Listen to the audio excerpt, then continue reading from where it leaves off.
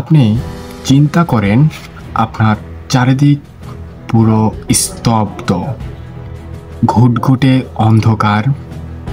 ঠিক একটু পরেই কোথা থেকে চিৎকারের আওয়াজ শোনা যাচ্ছে। তার কিছু মুহূর্তে পরেই কোথাও আপনার আশেপাশের কোনো একটি বাড়িতে আগুন জ্বালিয়ে দেওয়া হলো। তার সাথে সাথে ক্ষমতালোভী এবং ক্ষমতার জোরে লুটতরাজ শুরু করে দিল। এরকম এক পরিবেশে বা পরিস্থিতিতে আপনি যদি আটকা পড়ে যান বা কখনো যদি এরকম পরিস্থিতির সম্মুখীন হন, আপনার কাছে কীরকম অনুভূতি হবে? আপনি যদি একটু হলো ইতিহাস পড়ে থাকেন বা পাঠ্যপুস্তক বইয়ের বাইরে কোনো ইতিহাস যদি পড়ে থাকেন, এরকম ইতিহাস সম্পর্কে আপনি অবশ্যই জানেন কিংবা জেনে থাকবেন। ঠিক আজকে আমরা এক রক্তক্ষয়ী বিভীষিকাময় রাতের ইতিহাস বলব। হ্যাঁ, আজকে আমরা 1947 সালের এক রক্তক্ষয়ী বিভীষিকাময়ের রাতের ঘটনা বলবো। কি ঘটেছিল সেই রাতটিতে, কি হয়েছিল সেই রাতটিতে। তো চলুন শুরু করা যাক। 1947 সালের কথা যখন আমাদের মাথায় আসবে, তখন আমরা অবশ্যই ভারত পাকিস্তান ভাগের যে বিভক্ত হয়েছিল সেই বিষয়টা আমাদের মাথায় আসবে। কারণ ভারত পাকিস্তান বিভক্ত 1947 সালেই হয়েছিল। একটা দেশ যখন স্বাধীন হয়, সে দেশে বসবাসরত মানুষ নিজেকে মুক্ত অনুভব করে, স্বাধীন অনুভব করে এবং সে দেশকে ভালোবাসে আরও গভীরতম থেকে।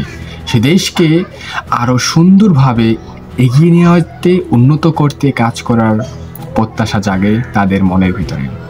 কিন্তু 47-এর বিভক্তর পর বা বিভক্ত সময়ে আসলে ভারত পাকিস্তান কিংবা এই উপমহাদেশে হিন্দু মুসলিম এই দুই জাতির মধ্যে কখনো শান্তি আনন্দ ছিল না, বরং ছিল ভয় ভীতি এবং এক কুলুষিত এবং এক জীবন বাঁচানোর আত্মত্যাগ। 1947 সাল ভারত পাকিস্তান বিভক্ত হয়েছিল একটা তত্ত্বের ভিত্তিতে, যেটা আমরা সকলেই জানি, দ্বিজাতি তত্ত্ব। এই দ্বিজাতি তত্ত্ব বলতে বোঝানো হয় ভারত এর মুসলিম, পাকিস্তানের মুসলিম, ভারতের হিন্দু, দুইটা আলাদা জাতি।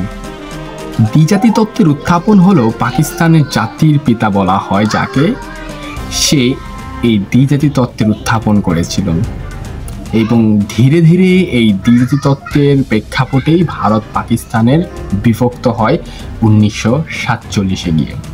কিন্তু 47-এ যখন বিভক্ত হয়, সে রাতটিতে সকলে ভেবেছিল এদেশে আমরা শান্তিপূর্ণভাবে থাকবো, দেশকে আরও এগিয়ে নিয়ে যাব।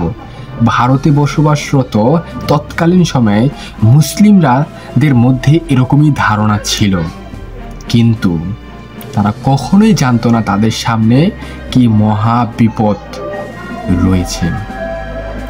সেই রাতটিতে আস্তে আস্তে যখন ঘুটঘুটে অন্ধকার হলো, চারিদিকে লুটতরাজ, চিন্তায়, নির্যাতন নেমে পড়ল এবং সেই রাতে অগণিত মানুষকে হত্যা করা হলো। কারণ একটাই উদ্দেশ্য, ভারতে কোনো মুসলিম থাকবে না, ভারত সনাতন ধর্মের জন্য। এবং সেই 47-এর বিভক্তিতে বলা হয়ে থাকে, সেই অন্ধকারাচ্ছন্ন রাত হতে পরবর্তী দিনগুলোতে প্রায় 2 মিলিয়ন অর্থাৎ 20 লক্ষ মানুষ মারা যায়, অর্থাৎ মেরে ফেলা হয় এবং 10 থেকে 12 মিলিয়ন অর্থাৎ কোটি মানুষের উপরে বাস্তুচ্যুত হয়ে যায়, অর্থাৎ তারা গৃহ হারিয়ে ফেলে।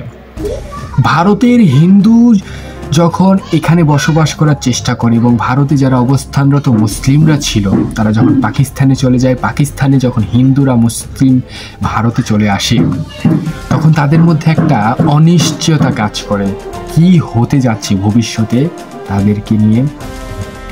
অনেকে তাদের পিতৃপুরুষের যে বাড়িঘর, ঐতিহ্য, ইতিহাস, স্মৃতি সাথে সাথে বিসর্জন দিয়ে, অর্থাৎ নিজের জীবনটাকে এক পর্যায়ে বিসর্জন দিয়ে ছেড়ে দিতে হয়েছিল সেই স্থান হতে।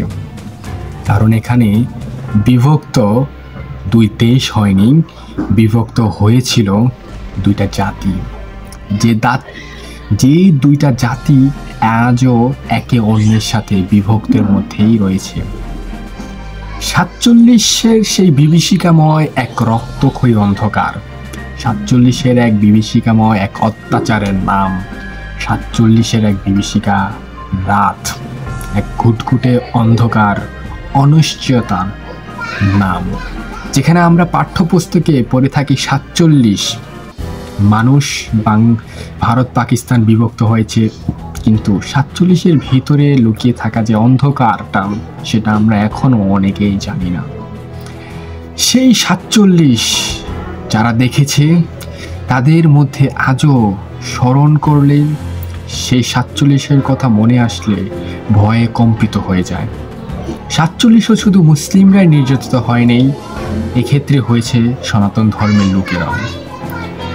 সনাতন ধর্মের লোক ভারতের দিকে পাঠানোর চেষ্টা করেছে, মুসলিমদেরকে পাকিস্তানের দিকে পাঠানো হয়েছে, কারণ মুসলিম দেশ হিসেবে পাকিস্তানকে বিবেচনা করা হয়েছে, ভারতকে সনাতন ধর্ম কিংবা হিন্দু ধর্ম দেশ হিসেবে বিবেচনা করা হয়েছে। এই দুই জাতি, মুসলিম হিন্দু দুই জাতি ধর্মের দিক থেকে একটা সময় জড়িয়ে পড়ে এবং ধীরে ধীরে এক কালো অধ্যায়ের সূচনা হয় সেই 47-এর রাত হতে। 47-এর ইতিহাস আপনারা যদি পড়েন, আপনারা আরও আলোকিত পুলকিত হবেন এবং নিজেদেরকে যে ভারসাম্যহীন অবস্থায় পুনরাবৃত্তি করবেন। 47-এর ইতিহাস প্রকৃত ইতিহাস জানা কিংবা সেই বিভীষিকাময় রাতের ইতিহাস যদি আপনি জানেন, নিজেকে ধরে রাখতে পারবেন না, কারণ সেই রাতে যা যা কিছু হয়েছে সেটা আজও আমাদের কাছে অজানা। শুধু আমরা জানি ভারত পাকিস্তান শুধু বিভক্ত হয়েছে, কিন্তু বিভক্ত হয়েছে আরও অনেক কিছু, যে জিনিসগুলো আমাদের কাছে আজও অজানা থেকেই যাবে।